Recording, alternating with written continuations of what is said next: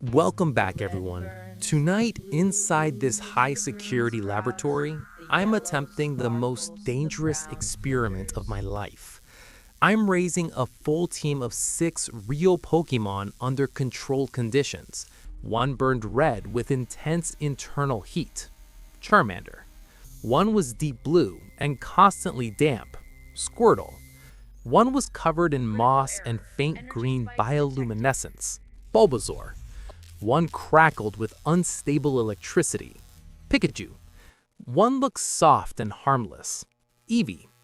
And the last one, transparent, freezing cold, filled with swirling black smoke, Gastly. I monitored them for 24 hours straight. Temperature spikes, pressure fluctuations, energy anomalies. Then the electric egg cracked first.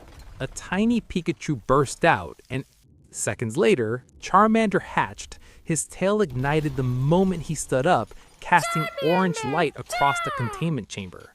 Squirtle followed, emerging in a splash of water that flooded his pedestal. Bulbasaur pushed his shell apart with growing vines. Eevee stepped out gently, blinking under the bright lab lights. But Gastly didn't hatch. The shell evaporated into purple-black mist, condensing into a floating sphere with glowing eyes. These weren't just creatures, they were elemental forces. So I restructured the entire laboratory into 6 specialized ecosystems. Charmander received a volcanic chamber built with basalt flooring and industrial heat lamps. Squirtle was placed in a reinforced aquatic tank with filtration systems and live current simulation. Bulbasaur's habitat became a greenhouse biome, complete with artificial sunlight panels and humidity control. Pikachu was installed in an energy chamber with a massive generator wheel. Every step he took powered the lab.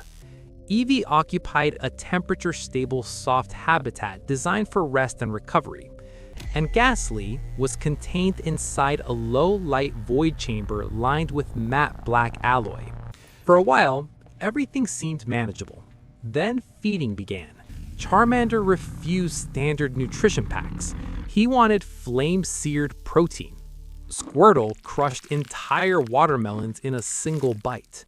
Pikachu preferred to drain energy directly from industrial batteries. Gastly didn't consume matter at all.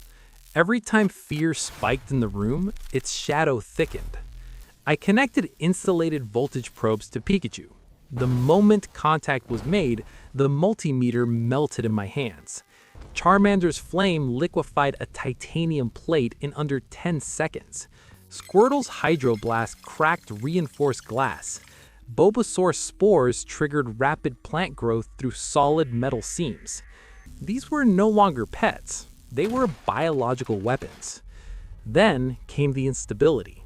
Minor fires, electrical surges, water overflow incidents.